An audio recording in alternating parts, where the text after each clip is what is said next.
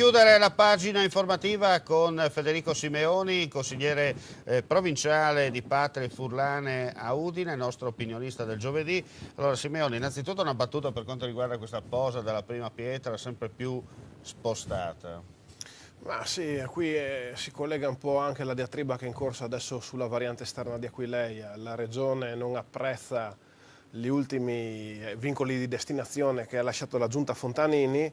Adesso lì sarebbe da fare un confronto con le amministrazioni locali per vedere quanto queste opere siano effettivamente nei desiderata di quei territori, ma sicuramente lo scontro istituzionale è in atto e la Regione in questo caso non vuole quello che Fontanini nella sua testa ha giustamente deciso di lasciare in eredità a chi prende in capo le funzioni dal 1° luglio della provincia. Vedremo la Regione se disferà tutto o se manterrà gli impegni che anche noi, al di là delle opere stradali, anche come bilancio, in quello che abbiamo lasciato di destinazione in eredità alla Regione, continuerà su quello che noi pensavamo potesse essere utile ai cittadini della provincia di Udine. Una battuta per quanto riguarda invece il discorso dell'accordo fra i ribelli e Panontin sulle UTI?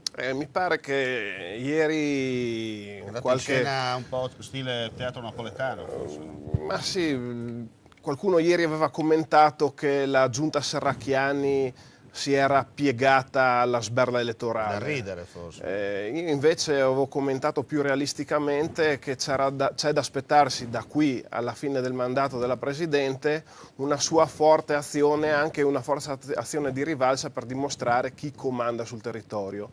Quello che è successo oggi in Consiglio regionale ne è la riprova, perché se davanti ai sindaci Panontin e Serracchiani avevano firmato la cancellazione del fondo di penalizzazione per i comuni che non aderivano alle UTI, oggi la cosa si è ribaltata, perché è vero, quel fondo punitivo non esiste più, ma i vincoli di destinazione sono per i comuni che hanno aderito alle UTI, lasciando fuori quelli che invece decidono di non aderire. Quindi, se la ricorda la famosa penna, quella che si scriveva e poi si cancellava da sola? Sì, un po' la versione è quella, però l'intenzione punitiva da una parte rimane, quella di far vedere agli amministratori dell'elettorato chi effettivamente comanda a Trieste permane. Pertanto la lezione che è stata data dai ballottaggi di domenica credo non sia stata assolutamente recepita, e qualche mio collega che si è sbilanciato in certe affermazioni in questi giorni dovrebbe farne il tesoro. Ecco, forse non ha imparato bene la lezione.